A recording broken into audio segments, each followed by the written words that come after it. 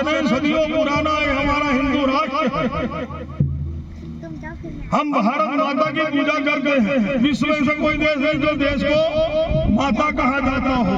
मात्र की धरती पे एक भारत देश ही ऐसा है जिसको हम माँ के रूप में पूजते हैं। हमारे भारत देश की पवित्र नदियां को हम माँ के रूप में पूजते हैं। हमारे भारत देश में जितने भी वृक्ष हैं सभी वृक्षों की हम पूजा करते हैं। हम भारत देश में जन्म लेने के पश्चात हमारी पूजनीय गौ माता एवं अन्य पशु पक्षी प्राणियों की भी हम पूजा करते हैं। क्यों? कि हम मानवतावादी हैं। हम विस्तारवादी नहीं है कि अलगाववादी नहीं है। और अभी पूरे विश्व में अलगाववाद एवं विस्तारवाद का प्रभाव बढ़ता जा रहा है। अरे विस्तारवादिता हमारे देश के लिए, भारत जैसे देश के लिए बहुत घातक है। हम हिंदू हैं और हिंदू के पड़ोस में आगे अगर दूसरा हिंदू बस जाता है तो उसको बसने के लिए हम जगह एक इंच भी नहीं देते। और विदेशी आक्रमणकारी हमारे भारत देश की हजारों एकड़ जमीनें हड़प के और अपने मस्जिदें और चर्च बना दिए। तो हम कहां पर ऐसे गलती में पाएंगे, हमारी कहां पर ऐसी चूक हो गई कि हमारे भारत देश की भूमि, जिस भूमि को हम मां कहते हैं और हमारे मां का हुए हम क्या बैठे हैं। ऐसा कभी अपने हिंदू धर्म में हुआ? हम कोई अपनी मां का सौदा थोड़ी करता। लेकिन देखो हमारे भारत देश में हमारा हिंदू भाई ही जन्म लेकर और हमारे भारत देश की माता जिसको हम जमीन को, भूमि को मां कहते हैं और वो भूमि को हम बेच रहे हैं ईसाइयों को और मुसलमानों को कि जो प्रजा हमारे भारत देश की नहीं है, कि ईसा के जितने भी अनुयायी हैं वो भारत देश को 200 साल गुलाम रखे और 200 साल हमारे हिंदुओं के ऊपर इतना अत्याचार किया गया। हमारी बहन बेटियों की इज्जत लूटी गई। हमारे इतने सारे धन दौलत लूटे गए कि जिनका आज तक भी कोई हिसाब नहीं है। हमारे इतिहासकारों ने इतना गलत इतिहास लिख दिया कि जो वास्तविक हमारे भारत देश की जो विरासत थी आज भी इसको इतिहास में अच्छी तरह से अंकित नहीं किया गया। तो हमें पुनः वापिस इस भारत देश की जो गरिमा है, भारत देश की जो महिमा है, हमारे भारत देश में जन्म लिया हुआ जो हिंदू है उसकी सुरक्षा, उसकी व्यवस्था और उसका सम्मान हमेशा बरकरार रखना है। वर्तमान भारत देश में आप जम्मू कश्मीर से कन्याकुमारी, तमिलनाडु तक, गुजरात से लगाकर अरुणाचल प्रदेश तक अनेकों प्रकार की विकास की धाराएं हम प्रारंभ किए हैं। और अब विकास की धाराएं आज अगर हम भारत देश में हम मानव जीवन का उत्थान, कल्याण का भी काम करने का कार्य कर रहे हैं तो उसके साथ साथ हमारी संस्कृति, विरासत और हमारे हिंदू सनातन धर्म के भी उत्थान के लिए भी हम पूर्ण जोश से काम कर रहे हैं। वर्तमान हमारी जो भारतीय जनता पार्टी एनडीए की सरकार है, यह सरकार के द्वारा हमारे जो पिछड़ा वर्ग है भारत देश का, पिछड़ा वर्ग के उत्थान के लिए उनको शिक्षा, उनकी संस्कृति, उनकी विरासत का जतन करने का एक महान कार्य प्रारंभ किया गया। इस हिंदू सम्मेलन के माध्यम से हम खास करके हमारे झाबुआ जिले के आदिवासी भाइयों और बहनों को मैं कहना चाहता हूं कि अब हमारा समाज शिक्षित हो गया है। विकास की गाथा में, विकास की धारा में हम काफी मजबूताई से आगे बढ़ रहे हैं। फिर भी हमारा धर्मांतरण का कार्य क्यों किया जा रहा है, इसको मिल बैठ के आपको, हमको सबको विचार करना पड़ेगा। वो दिन दूर नहीं है। आप अभी विश्व में देखिए कि कोई देश सुखी नहीं है, कोई देश में शांति नहीं है जितना सुख और शांति भारत देश में है। कई हजारों टन के बम फोड़े जा रहे हैं, मानवता को छिन्न भिन्न किया जा रहा है। कई देशों को अपने कब्जे में लेकर अपने क्या है कि हिटलरवादी विचारधारा को थोपा जा रहा है। तो हमारा हिंदू भाई जब एक नहीं होगा, एक समरसता में, एक भाव में, एक विचार में और एक ही राष्ट्र के नारा में हमको बंध के आगे चलना है। भाइयों बहनों, मैं आपको आज यही कहना चाहता हूं कि जो एक धर्मांतरण का, खासकर हमारे वनवासी बंधु आदिवासी जो भोले वाले हैं और मूलभूत तो इस देश के निवासी हमारे आदिवासी। देखो, आदिवासी बंसी बजा लेता है। बंसी कौन बजाता? तो भगवान श्री कृष्ण। भगवान श्री कृष्ण जब बंसी बजा के और पूरे विश्व को जब उन्होंने यदा यदा ही धर्मस्य ग्लानिर्भवति भारत अभ्युत्थानम् धर्मस्य तदात्मानं सृजाम्यहम् परित्राणाय साधनाय विनाशाय च दुष्कृताम् धर्म संस्थापनार्थाय संभवामि युगे युगे। भगवान बंसी के माध्यम से और गौ माता के संरक्षण के माध्यम से गौ माता को उन्होंने इस विश्व की धरती की जननी माना। और वही हमारा वनवासी भाई जब बंसी बजा लेता है, हमारे वनवासी बंधुओं की पहचान क्या है? धनुष और बाण। धनुष बाण का हम दर्शन किसके कंधे पे करते हैं? भगवान श्री राम। तो हम सभी तो भगवान श्री कृष्ण एवं भगवान श्री राम के वंशज हैं। हम ईसा के वंशज नहीं हैं कि ना हम हंसा के वंशज हैं। ना ईसा हमारे भारत देश में जन्म लिया, न पैगंबर हमारे भारत देश में जन्म लिया। हाँ, विश्व के जितने भी धर्म हैं सभी धर्मों का सम्मान है। सब अपने धर्म का जतन कीजिए, अपने धर्म की इज्जत बढ़ाइए, धर्म का सम्मान बढ़ाइए। लेकिन एक धर्म का व्यक्ति दूसरे धर्म को कभी धर्म परिवर्तन करने की कोशिश ना करे। दूसरी बात कि गौ माता हमारी पूजनीय, चाहे हमारा जन्म से लगा के मृत्यु के परंग के बाद भी गौ माता के पूजा करके और गौ माता के पूज पकड़ के हम क्या है कि इस जीवन को, शरीर को हम मोक्ष के मार्ग में ले जाते हैं। हमारे कृषक भाई जो खेती बाड़ी का काम करते हैं, गाय का पालन करके गाय के गोबर से कृषि के काम में उसका गोबर उपयोग, उसका खाद उपयोग करते हैं, तो हमारी फसल अच्छी होती है। आज वर्तमान में हम रासायनिक खाद का उपयोग करके हमारे शरीर को हमने अनेकों रोगों का घर बना दिया। तमाम से यही कहना चाहते हैं कि आप गौपालन का काम जरूर कीजिए। घर में 2 गाय, 5 गाय, 10 गाय जरूर पालिए जो खेती बाड़ी से संबंधित है। दूसरी बात कि जो लोग धनिक हैं, जिनके पास धन का प्रभाव है, ऐसे धनिक लोग 2 मंजिला, 3 मंजिला, 4 मंजिला बंगला, बिल्डिंग, मकान बना लेते हैं। उसमें एक कुत्ता 1000, 2, 5000 का ला कर रख लेते हैं, लेकिन उस घर में एक गाय नहीं पालते हैं। तो ये सारी विसंगतियां हमारे हिंदू धर्म में से समाप्त होनी चाहिए। वर्तमान में संघ परिवार राष्ट्रीय स्वयंसेवक संघ की शताब्दी वर्ष हम मना रहे हैं पूरे भारत में। हमारे भारत में एक ऐसा ही संगठन जो हिंदुओं का हित चिंतक है। भाइयों बहनों, सावधान हो जाओ, ऐसा कोई संगठन इस देश में नहीं है कि जो हमारे हिंदू भाइयों को बचा सके। अभी हम देख रहे हैं वर्तमान बांग्लादेश की हालत क्या है। हमारे हिंदू भाइयों का कत्लेआम की जा रही है। पाकिस्तान में से हजारों ने, लाखों हिंदुओं को कत्लेआम करके उनको वहां से पाकिस्तान से बाहर निकाल दिया गया।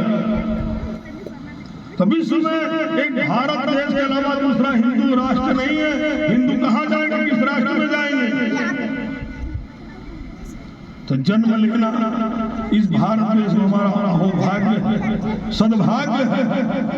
और ये भाग्य हमें मिला इस भारत देश की राष्ट्र नीति में भारत माता की गरिमा महिमा के लिए अपना जीवन का जितना भी अपने अंदर जो भी हम लोगों ने धन दौलत संपत्ति शोहरत शिक्षा ज्ञान प्राप्त किया हो, इस भारत को जो भविष्य में अपना जीवन लगा देना चाहिए।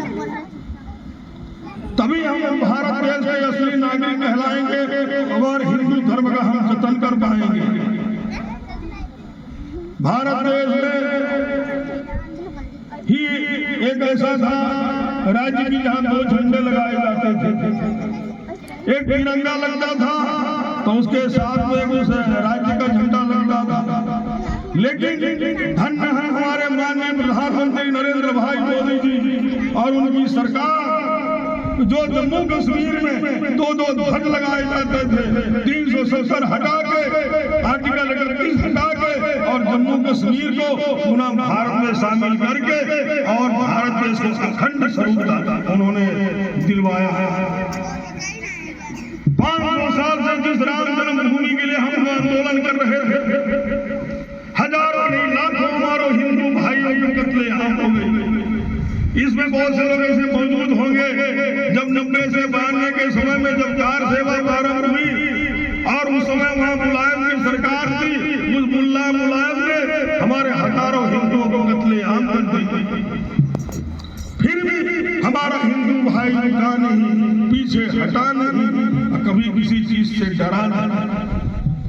आखिर पूरे विश्व को हम लोगों ने बता दिया कि वहाँ श्री राम जी का दरबार, श्री राम जी का धाम अयोध्या धाम में पुनः भव्य राम मंदिर बना के भगवान श्री राम की उन्होंने स्थापना की। काशी विश्वनाथ जो ज्ञान बाबू के नाम से मंजिल के नाम से हमारे विश्वनाथ भगवान को मुसलमानों ने अपने कब्जे में लेकर और मस्जिद बनाते थे, लेकिन हमारे माननीय प्रधानमंत्री जी ने काशी विश्वनाथ को पुनः उसका स्वरूप दिलवाया। उज्जैन में महाकाल लोक बनाए, पावागढ़ में जो ध्वजाएं कई वर्षों से नहीं चढ़ी थी, उस माता जी के मंदिर नया बना के वहां धर्म ध्वजा फहराई गई। ऐसे कई मंदिरों का हम लोगों ने, सबने भारत के लोगों ने मिलके, हमारे हिंदू भाइयों ने मिलके उन्हें उद्धार, उनको नया स्वरूप दिया।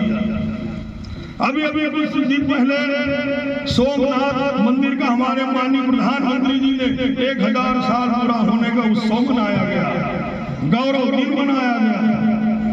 हमें भारत को लूटने वाले, भारत को लूट कर अपनी विरासत बताने वाले आज तो कहाँ पता नहीं, वो सब मर गए मिट गए, लेकिन आज भारत देश अखंड अपने स्वरूप में आज भी बरकरार है। तो हमें आप लोगों को यही कहना चाहते हैं कि जो प्रजा हमारे भारत देश में आके हमारे हिंदू भाइयों का जो धर्मांतरण कर रहे हैं, इस्लामी लोगों के द्वारा लव जिहाद का कार्य चलाया जा रहा है, अनेक जगह में मस्जिदें बना दी गई है, अनेक जगह वो लोगों ने हड़प के अपने वक्फ बोर्ड भी बता रहे हैं। तो ये सब उनका कुछ नहीं है, ये हिंदुओं का देश है, हिंदुओं की भूमि है और हिंदुओं का एक गौरव है। और सनातन हिंदू धर्म हमारा अखंड भारत का एक पूरे विश्व में हमारी एक नई पहचान है। पुनः हम भारत माता को नमन करते हुए और भारत माता से यही आशीर्वाद लेंगे कि आने वाला हमारे भारत देश का समय उज्जवल हो और हमारी विरासत की पहचान पूरे विश्व में बरकरार हो और एक हिंदू भाई जाति में ना बटे। कोई ना कि हम ब्राह्मण, हम क्षत्रिय है, वो वैश्य है और शूद्र है, वो ऐसा नहीं, ऐसा कुछ नहीं। हरि का भजय सो हरि का हो, जात पात पूछे नहीं। एक रहेंगे तो सेफ रहेंगे, बटेंगे तो कटेंगे। इसलिए हमको एक रहना है, नेक रहना है और भारत देश की विरासत, संस्कृति और हिंदू सनातन धर्म का धर्मध्वजा हमेशा आगे हमको बढ़ाना है। संघ परिवार इस भारत देश की भूमि का एक महत्वपूर्ण, तो तपस्वी और त्यागियों की संस्था है। जिस संघ परिवार में लोगों ने अपना सुख नहीं देखा, अपने परिवार का त्याग किया, अपने स्वजनों का त्याग किया, और भारत देश को बचाने के लिए, भारत देश की संस्कृति को पुनः स्थापित करने के लिए संघ परिवार के एक एक व्यक्ति ने अपना जीवन का एक एक अरमान ने उछावर कर दिया। तब आज हम भारत देश में खुशहाल जीवन जी रहे हैं। आगे ज्यादा न कहते हुए अन्य न हमारे बीच में यहाँ वक्ता उपस्थित हैं, उनका भी कुछ प्रवचन सुनना है। मैं मेरी वाणी को विराम देता हूँ। इसलिए आप सभी को सर्वे भवन्तु सुखिनः, सर्वे सन्तु निरामयाः, सर्वे भद्राणि पश्यन्तु मा कश्चित् दुःखभाग् भवेत्। सब सुखी रहे, सब खुशी रहे। जय जय श्री राम।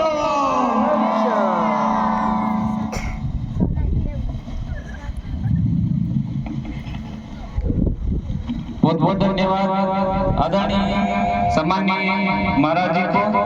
और इस कार्यक्रम की आगे की कड़ी बढ़ाते हुए समय का अभाव देखते हुए मैं आग्रह करता हूँ शिवानी दीदी को वह अपना वक्तव्य प्रस्तुत कर।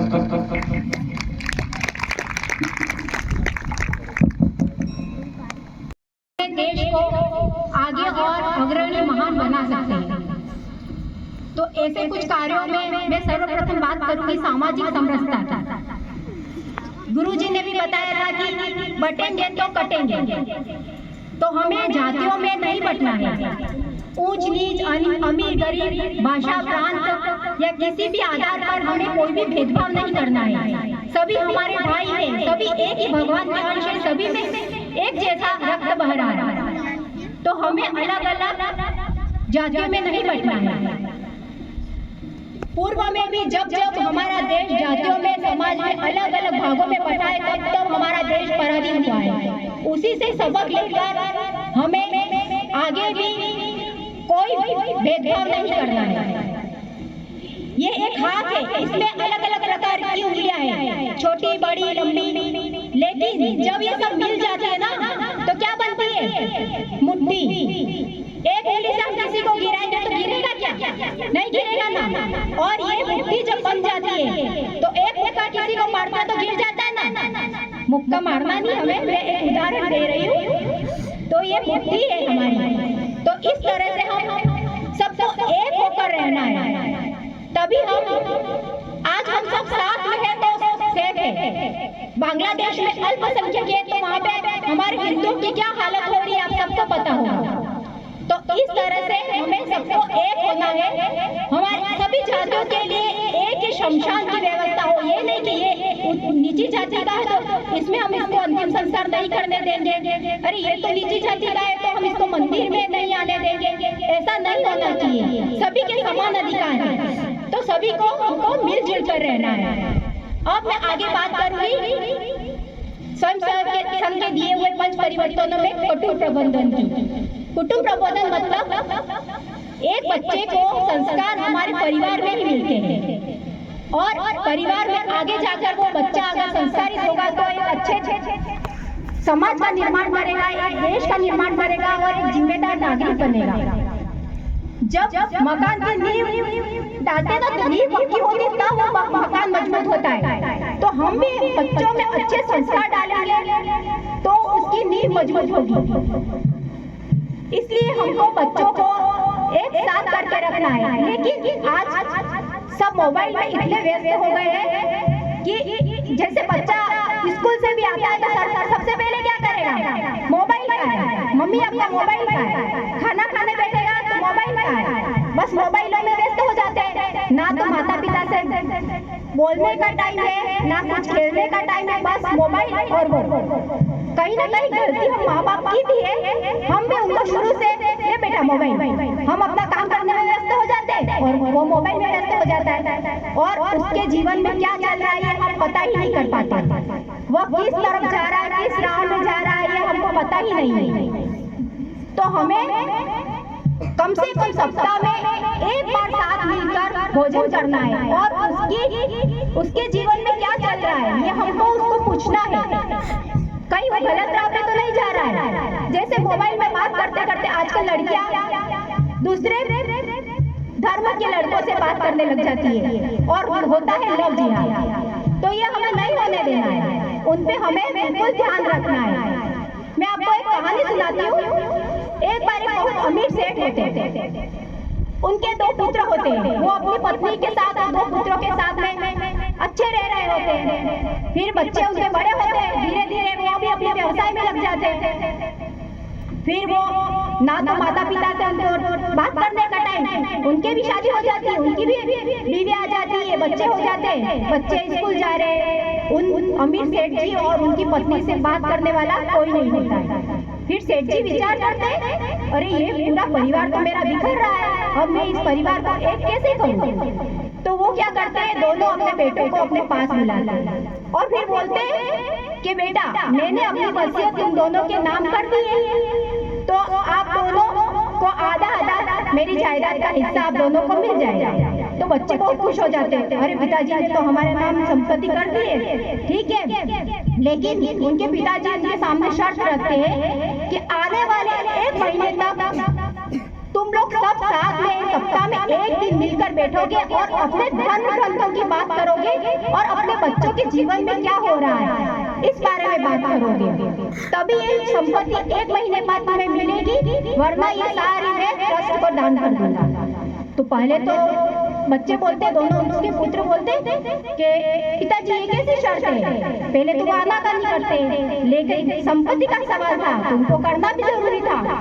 ठीक है पिताजी, आपकी हमको ये शर्त मंजूर है, करके वो चले जाते हैं। फिर 1 सप्ताह होता है, ये सब लोग इकट्ठा होते हैं, उनको नीरस लगता है, क्या पापा पिताजी ने शर्त रख दी है, निरस्ता पूर्ण निकालते हैं 1 सप्ताह। फिर दूसरा सप्ताह आता है, फिर उनको अच्छा लगने लगता है, धीरे धीरे टाइम बीता जाता है, उनको अच्छा लगने लगता है। रोज सोचते आज हम किस बारे में बात करें, राम के बारे में, उनके जीवन के बारे में बच्चों को इंटरेस्ट आने लगता है, महाभारत के सब पात्रों के बारे में सुनते हैं, उनको सब, तो धीरे धीरे उनको आदत लग जाती है। फिर पिताजी उनको बुलाते हैं कि बेटा अब मैं अपनी संपत्ति तुमको दे देता हूँ। तो बच्चे बोलते हैं कि आपने हमको हमारी असली संपत्ति तो पहले ही दे दी है, आपने हमको हमारा परिवार दे दिया है। वो ऐसे करके रोने लग जाते हैं। तो मतलब मेरे कहने का मतलब है कि हमको एक प्रकार है, हमको अपने बच्चों को शक्ति के साथ एक करना हो या फिर प्यार से एक करना हो, किसी भी प्रकार से एक करना हो, लेकिन हमें अपने पूरे परिवार को एक साथ करके चलना है। क्योंकि एकाकी परिवारों में बहुत सारे अवसाद और एकाकीपन ये बहुत देखने को मिलता है। और तीसरा, अब मैं आपको बात करूंगी हमारे तीसरे विषय के बारे में, पर्यावरण संरक्षण। आज इतना प्रदूषण फैल रहा है, इतने वृक्षों की कटाई हो रही है, इतने प्लास्टिक के यूज हो रहे हैं, तो कहीं ना कहीं इसके पीछे हम जिम्मेदार हैं। जैसे शादियां होती है तो हम क्या करते हैं, डिस्पोजल के ग्लास मंगवा लेते हैं और डिस्पोजल के ग्लासों में हम पानी वगैरह पीते हैं और वही ऐसे फेंक देते हैं, तो वो नष्ट ही नहीं होते और ऐसे जमीन में पड़े रह जाते हैं। तो हमें जरूरत है, सबसे पहले हम शुरुआत करेंगे तो हमको देख के दूसरा शुरुआत करेगा। तो हमें डिस्पोजल को यूज नहीं करना है और प्लास्टिक की थैलियों को यूज नहीं करना है। हम बाजार जाते हैं तो हमको एक कपड़े का थैला लेके जाना है, जिससे पर्यावरण प्रदूषण कम हो। इस प्रकार से हम पर्यावरण प्रदूषण को बचा सकते हैं। यहाँ पे कितने लोग हैं जो आज भी चूल्हे पर रोटी बनाते हैं? कितने लोग हैं? हाथ ऊंचा करेंगे। आप चूल्हे पर रोटी बनाते हो ना, तो कहीं ना कहीं वो लकड़ियाँ हमें कहाँ से मिल रही है? वृक्षों से ही मिल रही है ना। तो हमें ये सोचना चाहिए कि इन वृक्षों के कारण ही हमारे घर में चूल्हा जल रहा है, तो हमें क्या करना है? ग्रामीण क्षेत्रों में तो बहुत खुली जगह होती है, तो आप वहाँ पे अपने जन्मदिन पर वृक्षारोपण कर सकते हैं और ये संकल्प लें कि हम अपने जन्मदिन पर यहाँ पे वृक्ष रोपेंगे और उनकी देखभाल करेंगे। कितने लोग करेंगे आप वृक्षारोपण? कितने लोग करेंगे अपने जन्मदिन पर? ये जो छोटी सी बच्ची है वो हाथ ऊंचा कर रही है, खड़े हो आप बेटा। ये न्यू ड्रेस में जो है वो आपके पीछे, आपको बोल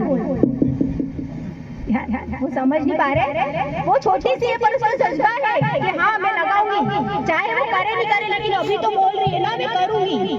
तो इस तरह से करके हमें अपनी आने वाली पीढ़ी को बचाना है। पहले बोलते थे कि बोतलों में पानी बिकेगा, तो तब कोई विश्वास नहीं करता था पहले जमाने में, क्यों वो बोतलों में कोई पानी बिकेगा, लेकिन बिक रहा है। अब आने वाले जमाने बोल रहे हैं कि ऑक्सीजन के हमको सिलेंडर ले लेके घूमना पड़ेगा। हो सकता है परिस्थिति आ जाए, तो हमें अभी से जागरूक हो जाना है। हमें कोई सेना सीमा पर जाकर तैनात नहीं होना या ना तो युद्ध लड़ना है, बस हमें जागृत होना है, तभी हम अपने देश और अपना उद्धार कर पाएंगे, मजबूत कर पाएंगे। तीसरा है स्वदेशी को अपनाना।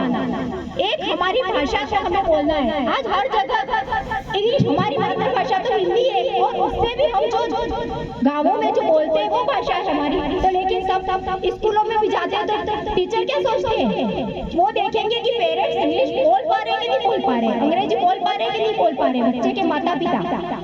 लेकिन हमें अंग्रेजी की ओर नहीं, हमें हिंदी बोलने में किस बात की शर्म है।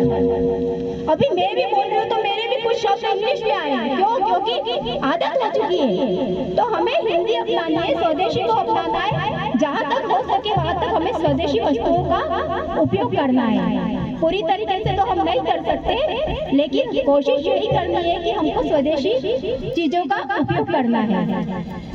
और अंत में अधिकारों की बात तो सब करते हैं, लेकिन अपने कर्तव्य से सब विमुख हो जाते हैं। कुछ होगा सार्वजनिक, कोई धरना वगैरह देना होगा तो क्या करेंगे, सार्वजनिक चीजों को तोड़ने लग जाएंगे। वो ये नहीं सोचेंगे कि पैसा कहाँ से आ रहा है, वो हमारा ही पैसा है। हम सार्वजनिक वस्तुओं को तोड़ते तो हमारा ही पैसा है, तो हमें सार्वजनिक वस्तुओं को नहीं तोड़ना है। हम रोड पे निकलते गाड़ी लेके तो हमको रेड लाइट और उनके ट्रैफिक लाइटों का बराबर ध्यान रखना है, गंदगी नहीं फैलाना है। इन सब कर्तव्यों का पालन करके हम अपने देश को स्वच्छ भी बनाएंगे और मजबूत भी बनाएंगे। इसी के साथ मैं अपने उद्बोधन को यही विराम देती हूँ। भारत माता की जय हिंद, जय भारत।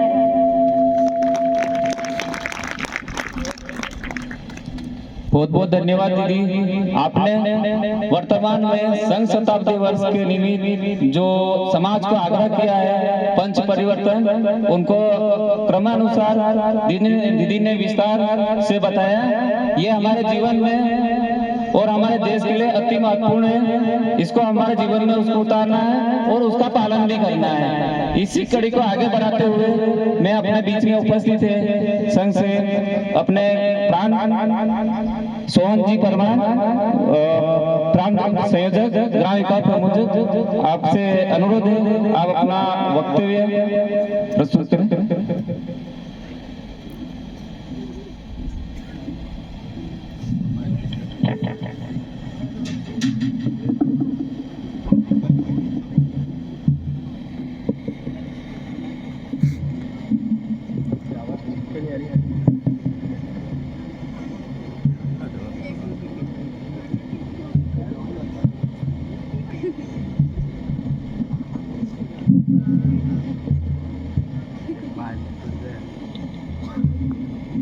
जगत जननी भारत माता, मंच पर बैठे हुए हमारे पूज्य संत, मातृशक्ति,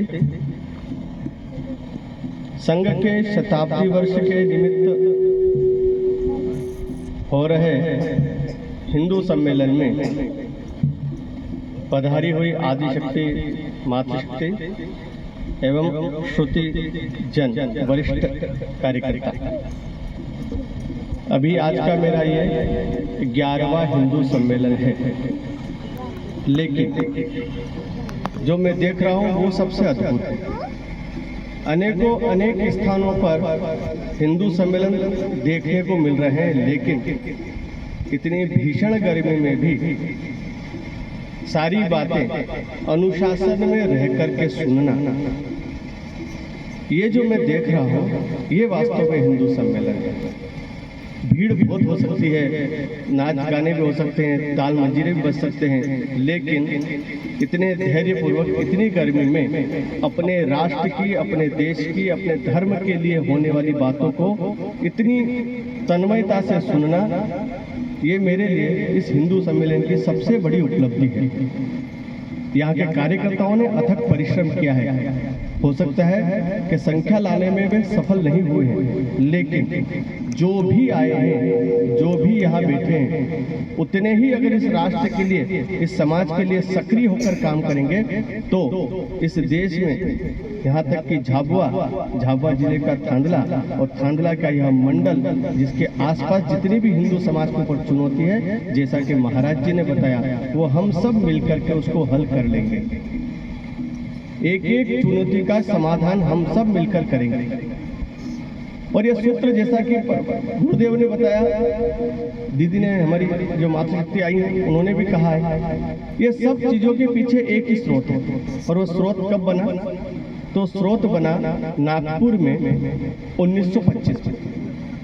डॉक्टर हेडगेवार नाम के एक व्यक्ति ने इस राष्ट्र का चिंतन किया, और जब वह चिंतन कर रहे थे तब यह देश अंग्रेजों का गुलाम था। भारत अंग्रेजों का गुलाम था। सब और अमानवीय अत्याचार इस देश पर हो रहे थे, लेकिन संघर्ष रुक नहीं रहा था। तो कहीं पर भगत सिंह अपनी काम में लगे हुए हैं, चंद्रशेखर आजाद देश को आजाद कराने में लगे हुए हैं, खुदीराम बोस भी कम नहीं है, तो तंटिया मामे भी कहाँ पीछे रहने वाले थे। बिरसा मुंडा भी अनथक परिश्रम कर रहे थे। ऐसे अनेक वीर उस समय भारत की आजाद भूमि को पुनः आजाद कराने के लिए, अंग्रेजों की प्रताड़ना से मुक्ति दिलाने के लिए, गुलामी की बेड़ियों को काटने के लिए सब लगे हुए थे। डॉक्टर हेडगेवार जी ने जब सोचा कि यह देश आज नहीं तो कल स्वतंत्र होना है, क्योंकि इतने सारे प्रयास चल रहे हैं, सुभाष चंद्र बोस, गांधी जी, अनेक वीर योद्धा, चाहे वो सशस्त्र क्रांति हो, चाहे वो आंदोलनकारी हो, सब मिलकर देश को स्वतंत्र कराने में लगे हुए थे। लेकिन यह विचार करने वाली बात थी कि देश आजाद हो गया तो क्या पुनः फिर से कोई दूसरा आक्रांता आकर के इस देश को गुलाम नहीं बना सकता? बना सकता, क्योंकि 2000 साल तो हमारे ऊपर मुसलमानों ने आक्रमण किया।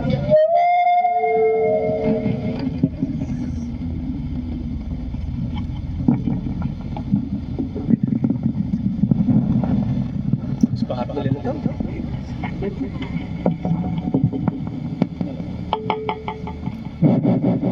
इको कर।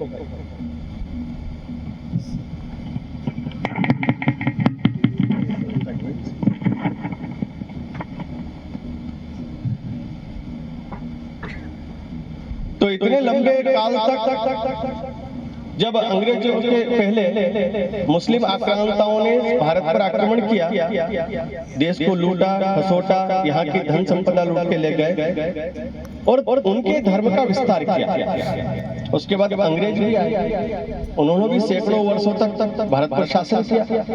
1947 में देश आजाद। तो क्या देश बार बार ऐसे ही गुलाम होता रहेगा? आखिर देश गुलाम हो क्यों जाता है? हमें कोई अपने आप गुलाम कैसे बना सकता है? तो क्या वीरता की कमी थी? क्या धन दौलत की कमी थी? क्या हमारे आध्यात्म में कोई कमी थी? क्या हमारे ईश्वर में कोई कमी थी? नहीं। तो कुछ बातें ध्यान में आई जिसके कारण सग बना। तो पहला कि ये जो हिंदू समाज बैठा हुआ है, उस समय का हिंदू समाज इतने लंबे समय की गुलामी के कारण धीरे धीरे आत्मविस्मृत हो गया। यानी वह भूल गया कि हम वीर महापुरुषों की संतान हैं। हम गीदड़ नहीं हैं, हम शेर हैं। हमारे ऋषि मुनि अनेक वीर योद्धा हुए हैं, लेकिन लंबी गुलामी के कारण उनके दिमाग में ऐसा आ गया कि हम तो मार खाने वाले, हम तो लूटने वाले, हम तो सपेरे हैं, हम तो अनपढ़ हैं, हम तो गवार हैं। इसी प्रकार की धीरे धीरे उनकी मानसिकता बनने लगी। दूसरा भाव क्या आया? मैं क्या कर सकता हूँ, मैं अकेला क्या करूंगा? हिंदू समाज तब इकट्ठा होता है भाइयों जब पांचवा उनके कंधे पर होता है और आवाज आती है राम नाम सत्य है। ऐसा भाव मन में आ गया कि मैं अकेला क्या कर सकता हूँ। और चौथा, धीरे धीरे धीरे भारत के इसी हिंदू समाज के अंदर अपने देश के प्रति कर्तव्यों की जो भावना थी वो धीरे धीरे कम हो गई, यानी राष्ट्रभक्ति देशभक्ति कम होने लगी। उदाहरण के लिए बताता हूँ, जब पहली बार मोहम्मद गोरी इस देश को लूटने के लिए आया तो उसे मार्ग दिखाने वाला कोई और मुसलमान नहीं था, उसे मार्ग दिखाने वाला हिंदू ही था, जिसे हम जयचंद्र कहते हैं। गुरु गोविंद सिंह के बच्चे छोटे छोटे जिनको दीवार में चुनवा दिया गया, वह अपनी दादी के साथ किसी गांव के अंदर छुपे हुए हैं। यदि वो पकड़े जाते हैं तो गुरु गोविंद सिंह पकड़े जाएंगे, और यदि गुरु गोविंद सिंह पकड़े जाएंगे तो उस समय का जो सबसे खूंखार मुस्लिम आक्रांता था, जो इस पूरे देश पे आतंक फैलाना चाहता था, वो गुरु गोविंद सिंह के कारण इस देश पर वह आतंक नहीं कर पा रहा था, पंजाब पर कब्जा नहीं कर पा रहा था। अगर वो पकड़े जाते हैं तो बताएंगे कहाँ छुपे हुए गुरु गोविंद सिंह।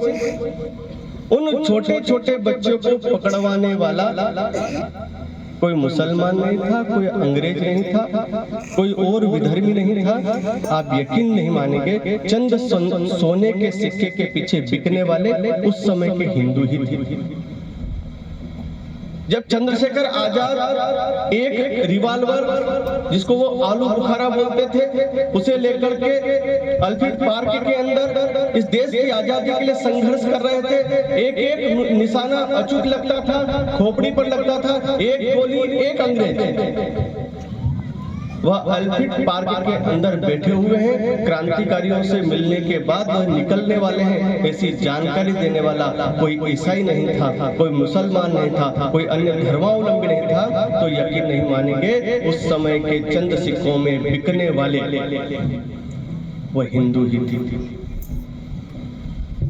भगत सिंह को फांसी हुई, लगभग 316 गवाह तैयार किए गए अंग्रेजों के द्वारा। उन 316 गवाहों में से एक नाम भी कोई मुसलमान नहीं था, कोई ईसाई नहीं था, अन्य कोई धर्मावलंबी नहीं था, वह 316 के 16 हिंदू ही थे। ये सब बातें ध्यान में आती है कि देश का दुश्मन कौन है और इस देश का देशभक्त कौन है। तो इस देश के रहने वाले प्रत्येक हिंदू के मन में यह भारत माता मेरी माँ है, यह भारत में रहने वाले प्रत्येक हिंदू मेरे अपने भाई हैं। इस प्रकार से देश के प्रति काम करने वाले लोगों के मन में मातृभाव और देशभक्ति जागृत करनी पड़ेगी, यानी व्यक्ति का निर्माण करना पड़ेगा। प्रत्येक व्यक्ति राष्ट्रभक्त होना चाहिए। कुछ लोगों का काम नहीं है देशभक्ति करना, कुछ लोगों से देशभक्ति कर लेंगे तो देश स्वतंत्र भी नहीं होगा और आगे भी नहीं बढ़ेगा। तो प्रत्येक व्यक्ति के मन में इस भारत माता के प्रति, इस राष्ट्र के प्रति अपना नैतिक कर्तव्य जागृत होना चाहिए। इसके लिए 1925 में डॉक्टर हेडगेवार जी ने संघ की शाखा के माध्यम से व्यक्ति निर्माण का काम प्रारंभ किया। ये जब काम प्रारंभ होने लगा, धीरे धीरे बढ़ने लगा, आप लोगों को ध्यान में आया, मैंने जैसे बताया कि 1947 में देश आजाद। उस समय पंजाब में लगभग 60 से 70 शाखाएं चलती थी संघ की। परम पूजनीय सरसंघ चालक जी गुरु जी उस समय पंजाब के प्रवास पर थे, और जैसे घोषणा होती है कि पंजाब की आधी धरती पाकिस्तान के रूप में जाने वाली है, तब उन्होंने कहा कुछ भी हो सकता है। क्यों? क्योंकि वो विधर्मियों को अच्छी तरीके से जानते थे और खबर मिलना चालू हो गई। कहीं पर जो है अनेक हिंदुओं को गांव-गांव से काट कर भगाया जाने लगा, माताओं के शील हरण होने लगे, घरों को लूटने लगे, जलाने लगे, खड़ी फसल बर्बाद करने लगे, ट्रेन की ट्रेन भरकर हिंदुओं की लाशों से भर के आने लगी। तब परम पूजनीय सरसंघ चालक जी गुरु जी ने कहा, एक भी हिंदू जब तक वहां पे असुरक्षित है, संघ के स्वयंसेवकों को अपना गांव छोड़ करके नहीं आना है। और वहां के स्वयंसेवकों ने अपना आत्म बलिदान दिया और माताओं, बहनों और वहां के लोगों को, हिंदू समाज को जैसे तैसे बचाकर लाने का पूरा प्रयास किया। यह घटना कोई छुट्टी नहीं है। दिल्ली की सड़कों पर कैंप के अंदर रहने वाले उन हिंदुओं का दर्द आप लोग जाकर सुन सकते हैं। इतना ही नहीं, देश की हर विपदा में संघ आगे खड़ा होता है। हम सब लोग सबकी उम्र अच्छी है, लगभग 40-45, युवा भी 25 साल के भी हैं। सब जानते हैं संघ सेवा का पर्याय है। इस देश के अंदर किसी भी प्रकार की आपदा आती है तो संघ का स्वयंसेवक पहले खड़ा होता है, यानी अगर देश की रक्षा करना है तो संघ का कार्य करता है। मैं कोई दिल्ली, उज्जैन, भोपाल ऐसे उदाहरण देने के मन में नहीं, सरल सा उदाहरण आपके ही बीच का पेट लावा। संघ की शाखा लग रही थी, कार्यकर्ता शाखा लगाने के बाद सहज घर घर मिलने के लिए जाते हैं, कल आप शाखा आइए, हिंदू समाज का संगठन करना है। एक कार्यकर्ता 8-10 लोगों को घेर कर खड़ा था, तभी अचानक से भीषण आवाज आती है। वे कार्यकर्ता भौचक्के होकर के उस आवाज की ओर दौड़ पड़ते हैं।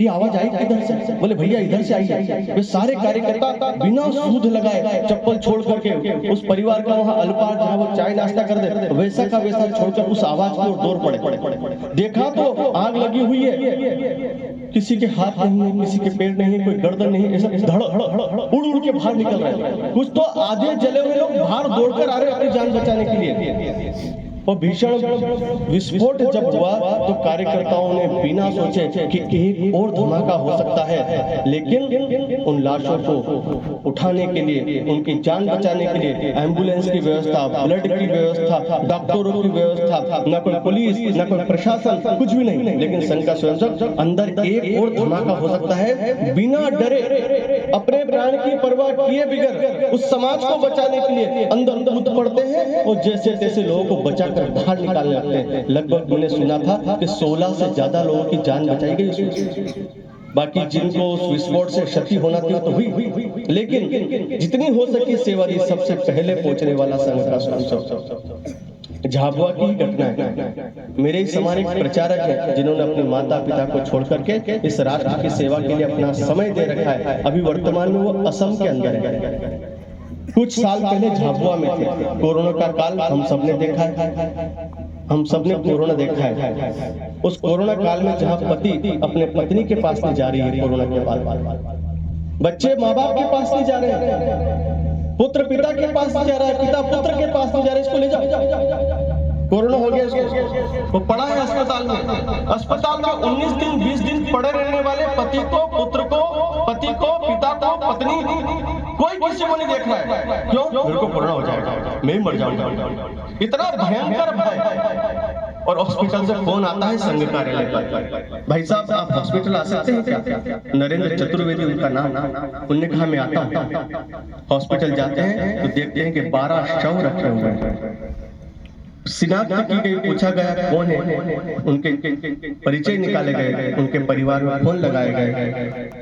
उन्होंने कहा राम राम राम, बोले यहाँ एक शव रखा हुआ है नंदलाल जी का, ये आपके कौन लगते हैं? बोले लगते तो पति है भाई साहब, फिर इनका शव रखा है, क्या करना? वहीं जला दो भाई साहब।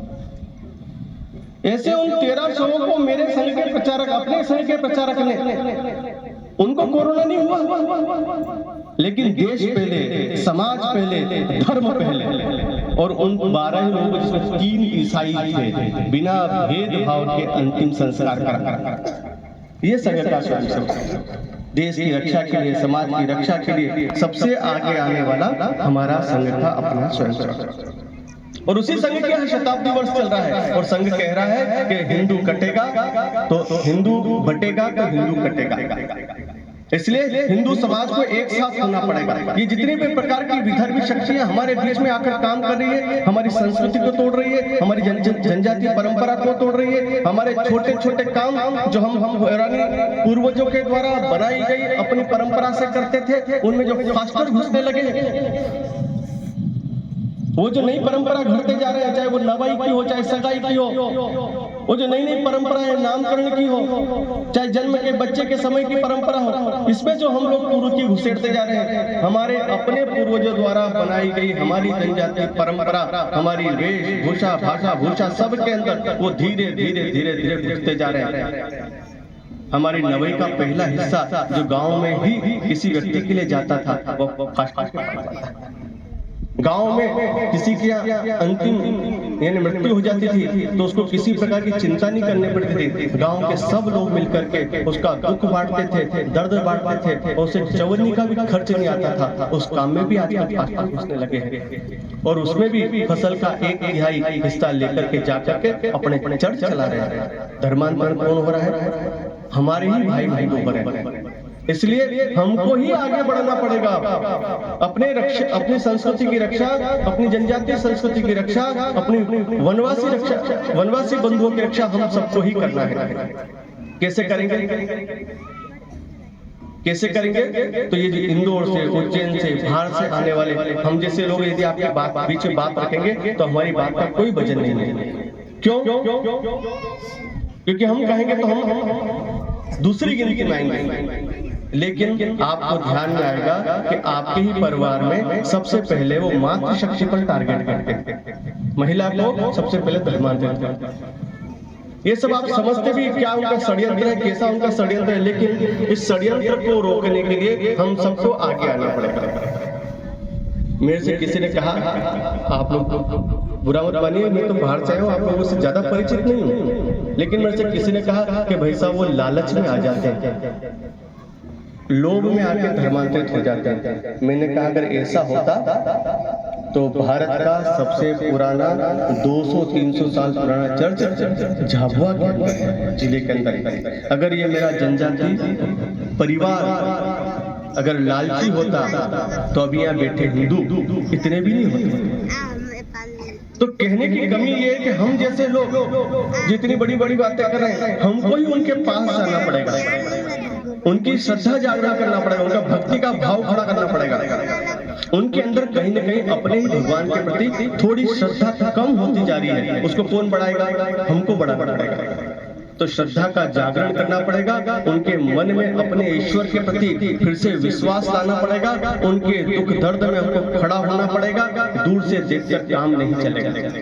तो गांव-गांव में भजन कीर्तन मंडली, ये जितने भी लोग भगत बने फिरते हैं, वो जाएं उन गांवों में जाएं, अपने ही बंधुओं के बीच बैठे उठे और भगवान राम कृष्ण और सबरी का संबंध बताए, निषाद राज और भगवान राम का संबंध बताए। ये सारी बातें हमको ही करनी पड़ेगी। इसलिए हम सब लोग मिलकर के पूरे देश भर की, मैं खाली झाबुआ की चुनौती की बात कर रहा हूँ, पूरे देश भर की चुनौती से लड़ने के लिए इस प्रकार से राष्ट्रीय स्वयंसेवक संघ पूरे हिंदू समाज को इकट्ठा होने की बात कर रहा है कि एकत्र आइए, एक साथ आइए, एक साथ एक स्वर में भारत माता की जय बोलिए। उलझे सुलझे प्रश्नों का है उत्तर केवल एक, हम सब हिंदू एक। हम सब जब हिंदू एक साथ खड़े हो जाएंगे तो किसी विधर्मी की हिम्मत नहीं होगी हमारी महाबेटी के ऊपर टेढ़ी नजर डालने। अगर हिंदू एक साथ खड़ा हो गया, हर घर के ऊपर भगवा पताका लगा दिया, तो उस भगवा पताका को देख करके वो जो धर्मांतरण करने आने वाला है, आप लोग क्या सेवक बोलते हैं, पास्टर बोलते हैं, वो दूर से भगवा झंडा देखकर ही चला जाएगा। इसलिए हम सब हिंदुओं की ताकत ही इन सब समस्याओं का हल है। और हमारी इस हिंदुओं की जो फूट वाली जो बात है, जिसको हम क्या बोलते हैं, हिंदुओं का एकत्र न होना, यही हमारी सबसे कमजोर कड़ी भी है। इकट्ठे होंगे तो सब कुछ काम हो जाएगा। अब हमें 5 मिनट को कंधे पर लाने की जरूरत नहीं है। एक छोटे से आह्वान पर 15-10 कार्यकर्ताओं की टोली ने जब घर घर जाकर प्रयास किया तो आप इतने सारे लोग इकट्ठे हो गए। हो सकता है अनेक कार्यकर्ता, अनेक परिवारजन अपने ही घर में होंगे, हो सकता है कि वो भंडारे की प्रसाद लेने जरूर आएंगे, लेकिन एक साथ इकट्ठा होना और इतने कार्यकर्ता इस मंडल के 8-10 गाँव में यदि जाकर के धर्म की लहर चलाएंगे, संघ की लहर चलाएंगे, तो ये सारे के सारे गांव जो हमारे बदल चुके हैं वो फिर से मुख्य धारा में आएंगे और भारत माता की जय बोलेंगे, गौ माता की जय बोलेंगे, धरती माता की जय बोलेंगे, और हम साथ में रह करके इस देश को, संस्कृति को, हमारी जनजातीय परंपरा को हम बचा सकेंगे। हम सब लोगों को एक साथ मिलकर के यह संकल्प लेना है। महाराज जी ने सारी बातें की है, पंच परिवर्तन की बात जो है, दीदी हमारी बहन जी जो हमारे साथ बैठी है मातृशक्ति, उनने अपनी पूरी बात रखी है। इन सब बातों का स्मरण करते हुए संघ की शताब्दी वर्ष की ये सारी बातें आपने पूरे मन से सुनी है। इसमें से देश धर्म की रक्षा का संकल्प लेकर हम सब लोग जाएंगे। इतना ही मेरा आप लोगों से निवेदन है।